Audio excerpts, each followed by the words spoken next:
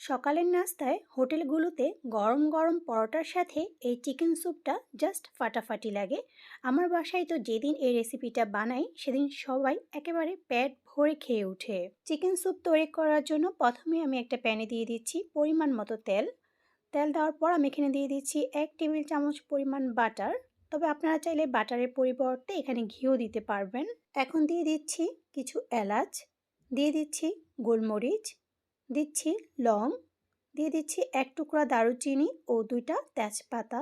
এখন এগুলোকে একটু ভেজে নিয়ে আমি এর মধ্যে হাফ কাপ পরিমাণ পেঁয়াজ বাটা দিয়ে দিচ্ছি। পেঁয়াজ বাটাটাকে একটু ভালো করে কষিয়ে নিব। পেঁয়াজ বাটাটা ভালো করে কষানো হয়ে গেলে আমি এখানে 1 টেবিল চামচ পরিমাণ আদা ও রসুন বাটা দিয়ে দিচ্ছি। এখন আদা ও রসুন বাটাটাকে একটু ভালো করে কষিয়ে নিব যাতে করে এর কাঁচা গন্ধটা চলে যায়। এখন কয়েকটি কাঁচামরিচ মাঝখানে ভেঙে দিয়ে দিচ্ছি। দিয়ে দিচ্ছি আমি এখানে হাফ চা চামচ পরিমাণ গোলমরিচের গুঁড়া, দিয়ে দিচ্ছি হাফ চা চামচ পরিমাণ জিরার গুঁড়া। আপনারা চাইলে এখানে ধনিয়ার গুঁড়াটাও দিতে পারেন।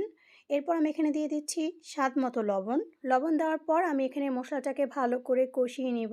মশলাটা ভালো করে কষানো হয়ে গেলে আমি এখানে একটি সোনালী মুরগিকে রেগুলার কাট থেকে একটু ছোট করে কেটে আমি এখানে দিয়ে দিচ্ছি। আর এই মুরগিটার ওজন প্রায় 1 কেজির মতো।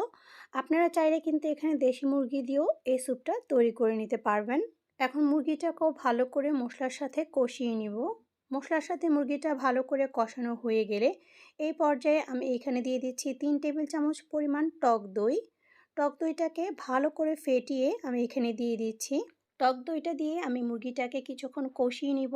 এরপর আমি এখানে দিয়ে দিচ্ছি 1/4 কাপ পরিমাণ নারকেল বাটা। আমি এখানে নারকেলটাকে ব্লেন্ড করে নিয়েছি, তবে আপনারা চাইলে এখানে নারকেল বাটাটা স্কিপ করতে পারেন। নারকেল বাটা দিয়েও কিছুক্ষণ মুরগিটাকে কষিয়ে নিব।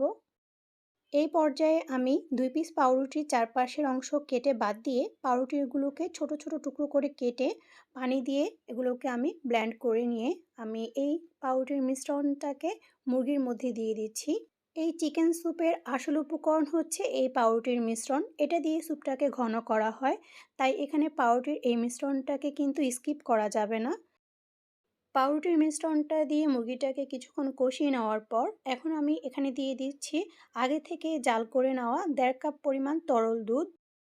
এখন দুধটাকে দিয়ে আমি ঢাকনা দিয়ে ঢেকে এটাকে রান্না করে নিব কিছুক্ষণ, যাতে করে চিকেনগুলো সিদ্ধ হয়ে যায়।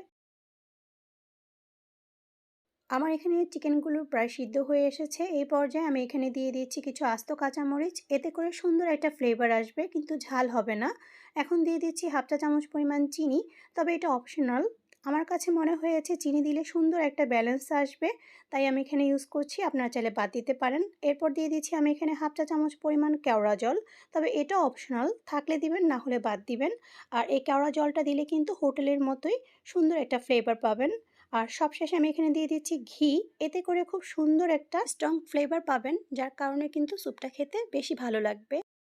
ব্যাস তৈরি হয়ে গেল একদম হোটেল স্টাইলের চিকেন স্যুপ, যা হোটেলগুলোতে অনেক বেশি দামে বিক্রি করে থাকে। আপনারা খুব সহজেই এইভাবে চিকেন স্যুপটা তৈরি করে পরিবারের সবার সাথে উপভোগ করতে পারেন। আর আমার রেসিপিটি যদি আপনাদের কাছে ভালো লেগে থাকে তাহলে অবশ্যই আপনাদের ফ্রেন্ডস ও ফ্যামিলির সাথে শেয়ার করবেন। আজকে তাহলে এই পর্যন্তই। সবাই ভালো থাকবেন, সুস্থ থাকবেন। আল্লাহ হাফেজ।